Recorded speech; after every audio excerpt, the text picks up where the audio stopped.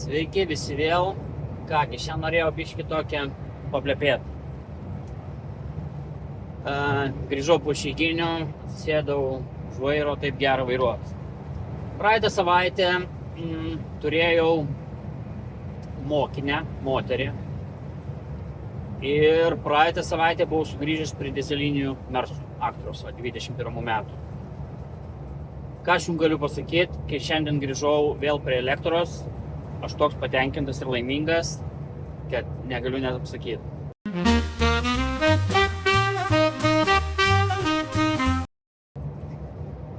Pavairavus elektrinius, aš nesu senas vairuotojas, aš esu naujokas, kaip sakiau, šviežias. Mano patirtis ant fūrų 4 mėnesiai, plius, kai aš pavažinėjau su elektriniu, aš nežinau, nėra nieko geriau turbūt.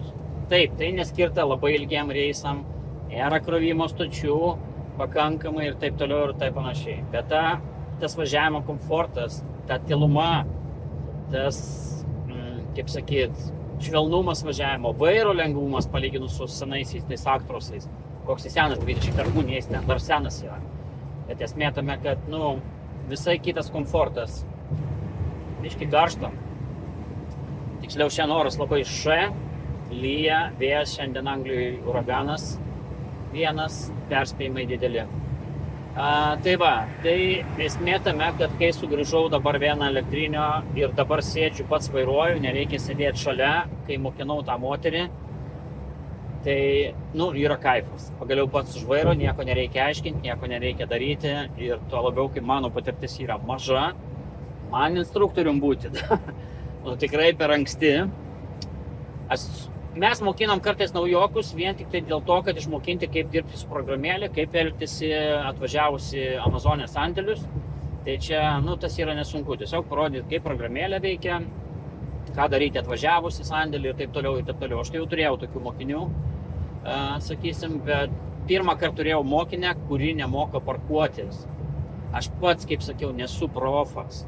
Nesiparkuoju užmerktom akim. Kartais pats padariau kliurkas. Ir gaunu mokinę, kurią reikia mokinti, kuri parkuojasi taip, kaip aš parkavausi pirmom dienom. Tai buvo sunku man. Plius problema, kad Amazonės sandėliuose, kai kuriuose, ypatingai tie vadinami yard marshalai, nežinau, kaip lietuviškai jie vadinasi, kaip Lietuvoje ten sandėlių tie, kur prižiūrit transporto judėjimo sandėlį. Kaip jie nori parodyti savo valdžią. Iš vienos pusės suprantu, jiem yra taisyklės. Jie privalo jų laikytis ir jie privalo reikalauti, kad vairuotojai laikytųsi taisyklių.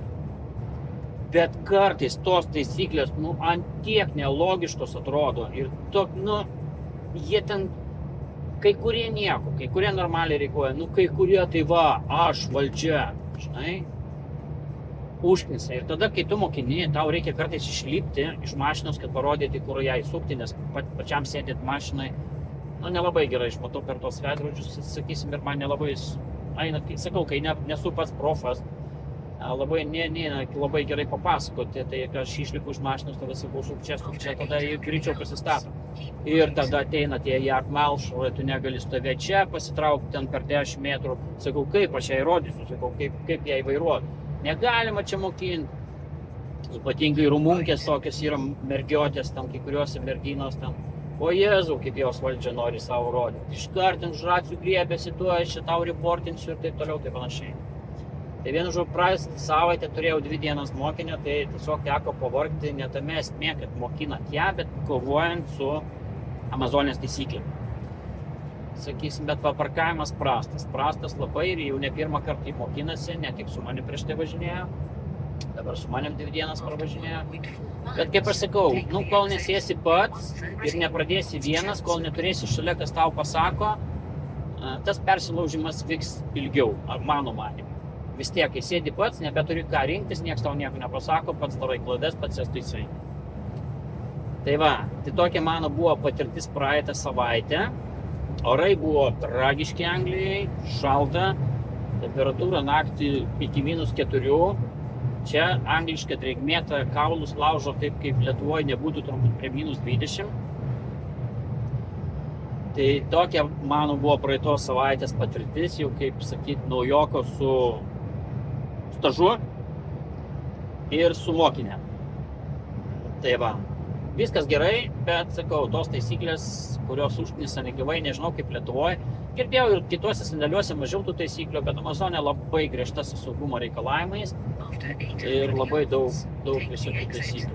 Tai va, dėl to dalyko, o dėl kito dalyko, kaip sakiau, nuo dizelio atsisėsti atgal ant elektros, tai pats kaifas, patikėkit manim, tai nors žinau, kad daug kas keikia elektrą, daug kas nemyli, daug kam nepatinka šitų mersų išvaizda. Žinau gerų pažįstamų, kuriems žiauriai nepatinka išvaizda šitų mersų, bet vis dėlto vairavimo kokybė, tiksliau važiavimo kokybė yra fantastiška.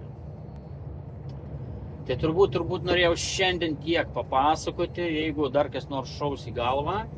Važiuoju į šiaurę dabar biškį. Vakar mačiau, vienas buvo išvažiavęs ten irgi šiaurinę Angliją, tai sniego buvo kaip Lietuvoje turbūt.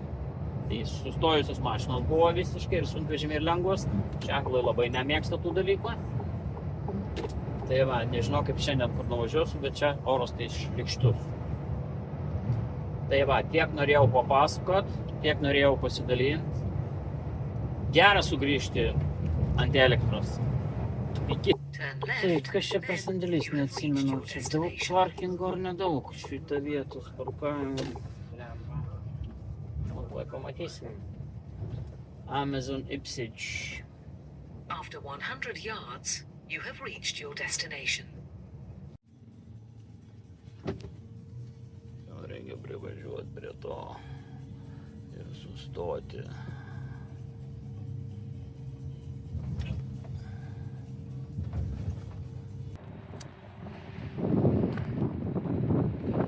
Bay9.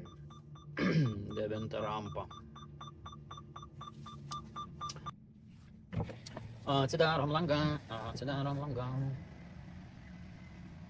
Taip, 9 čia. Okay.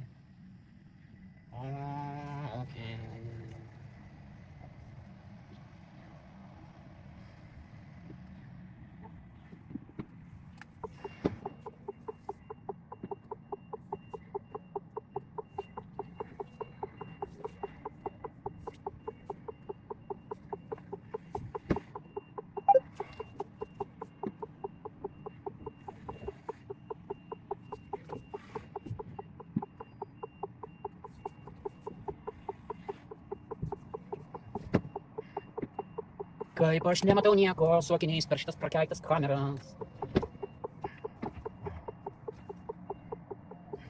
Be akinių į tolį, o su akiniais į arti. Normaliai, ne? Turiu per viršų žiūrėti kaip idiotas.